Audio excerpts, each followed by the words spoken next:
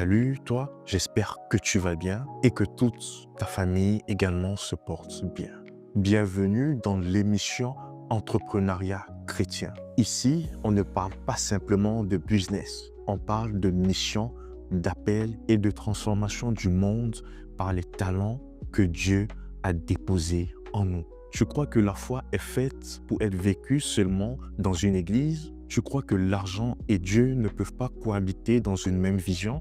Détrompe-toi, car la Bible est remplie d'hommes et de femmes que Dieu a utilisés pour construire, produire, impacter, pas simplement prêcher. Dans cet épisode, on va parler mindset, discipline, vision, mais surtout obéissance à ce que Dieu te demande de faire aujourd'hui. Parce qu'entreprendre, ce n'est pas juste gagner de l'argent, c'est répondre à un besoin réel avec une solution inspirée par le Seigneur. Tu veux servir Dieu autrement? Tu veux bâtir sans te compromettre? Tu veux entreprendre avec des fondations solides à l'épreuve des tempêtes? Alors, reste ici. Chaque épisode, c'est un pas de plus vers ce que Dieu attend de toi. Devenir un bâtisseur du royaume dans le monde réel. Avant de commencer, nous allons prier. Notre Père, notre Dieu, nous te remercions pour toutes les bonnes choses que tu as fait pour nous, pour ta grâce dans nos vies, parce que Seigneur, nous n'avons pas manqué de manger, de boire. Et Seigneur, tu as pourvu à tous nos besoins et même aux besoins de ceux qui vont écouter cette émission. Veille sur nous, permets-nous de comprendre le message que tu as pour nous. Amen. Aujourd'hui, nous allons aborder un thème très important qui est intitulé « Pourquoi et comment l'excellence dans notre travail est un acte de worship et un témoignage puissant ». Si aujourd'hui, vous vous retrouvez dans une situation où vous avez payé pour un service et que lorsque vous recevez la facture, vous voyez mentionner un verset biblique, comment vous sentiriez-vous? Gêné? Un peu trahi? Peut-être. C'est un sujet délicat, mais aujourd'hui, nous allons en parler franchement. Et dans cet épisode, nous allons mettre l'accent sur un sujet très important qui est l'excellence. Pourquoi est-ce crucial et comment faire de notre recherche d'excellence un acte d'adoration? C'est le programme des prochaines minutes, donc restez connectés et soyez attentifs pour le reste. Nous allons commencer par un constat brutal mais nécessaire. Certaines personnes aujourd'hui sont méfiantes de travailler avec des entreprises chrétiennes. Pourquoi? Parce qu'elles associent parfois, et malheureusement souvent à raison, entreprises chrétiennes avec un service médiocre, un manque de professionnalisme ou des délais non respectés. Vraiment, cela pique, n'est-ce pas? Pourtant, réfléchissons-y. Si nous affirmons que notre Église est dirigée par les plus grandes vérités de ce monde, que nous servons le bon Dieu, créateur de toutes choses, alors le produit de notre travail doit refléter cette réalité. Le contraire est un terrible paradoxe. C'est comme si aujourd'hui un ambassadeur représentait mal son pays. Notre travail aujourd'hui est une ambassade du royaume de Dieu. Un travail bâclé, en retard ou plein de défauts envoie un message contradictoire. Le Dieu que je sers est extraordinaire, mais le travail que je lui offre est ordinaire. Ce n'est pas du tout cohérent. Peu importe dans l'activité que tu exerces, peu importe le projet que tu veux y lancer, ton travail ne doit pas être ordinaire, mais extraordinaire parce que tu adores un Dieu qui lui-même est incroyable. La question qu'on nous pose souvent est celle-ci. De quelle manière avez-vous constaté que cette idée est vraie ou fausse? Et comment vous efforcez-vous de diriger votre entreprise ou de la développer d'une manière qui prouve que cette idée est fausse? Prenez un instant pour y penser. Avez-vous déjà baissé les yeux devant le travail d'un frère ou d'une sœur? Ce qui peut arriver. À l'inverse, avez-vous déjà été agréablement surpris par l'excellence d'une entreprise qui vit sa foi authentique? Cette tension est le point de départ de notre réflexion dans cet épisode. Notre colonne vertébrale pour aujourd'hui se trouve dans Colossiens 3, les versets 23 et 24. Il est écrit « Tout ce que vous faites, faites-le de tout votre cœur, comme pour le Seigneur et non pour les hommes, sachant que vous recevrez du Seigneur l'héritage pour récompense. Servez le Seigneur Christ. Arrêtons-nous là. Comme pour le Seigneur, votre business n'est plus simplement une tâche, une seule commande, un projet. Il devient un acte d'adoration.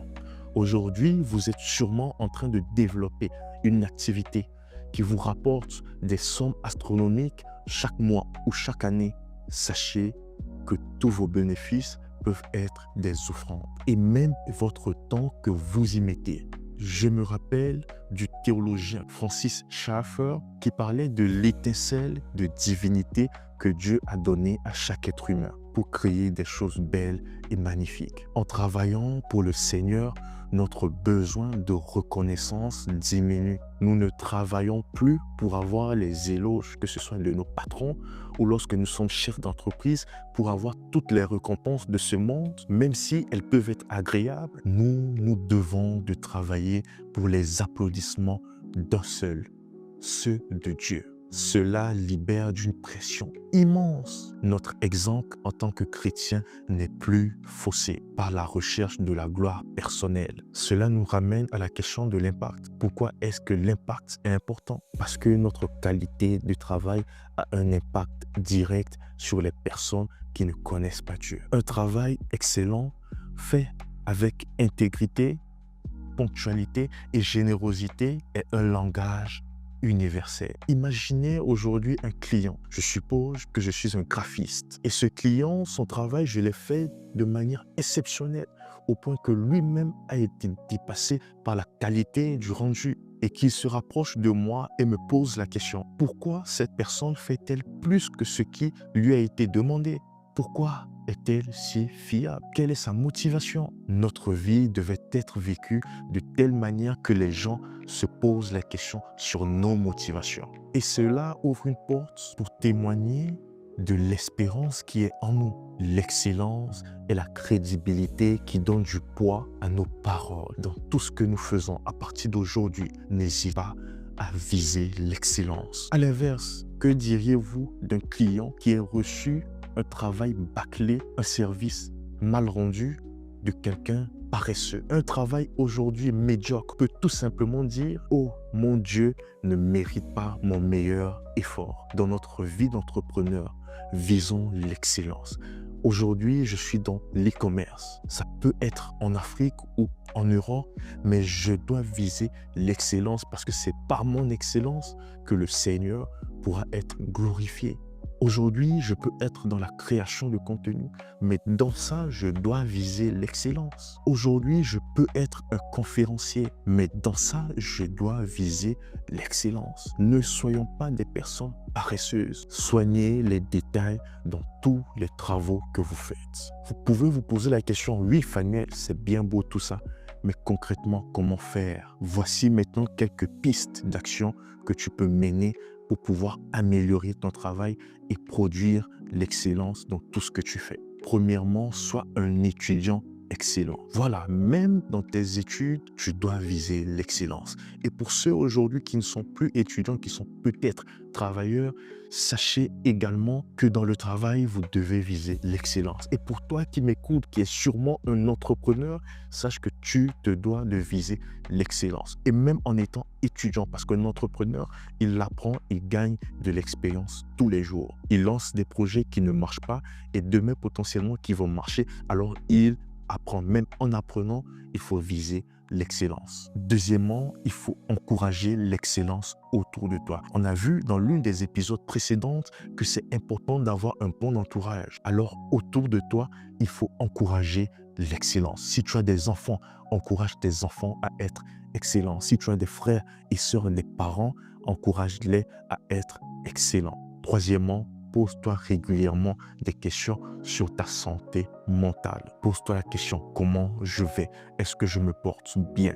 Est-ce que mentalement je tiens le coup? C'est un exercice que tu dois faire progressivement lorsque tu continues et que tu avances dans ton business. Pour finir, comprends que l'excellence n'est pas une option pour un entrepreneur chrétien. C'est travailler non pour les applaudissements de la foule, mais pour les applaudissements d'une seule personne qui est Dieu.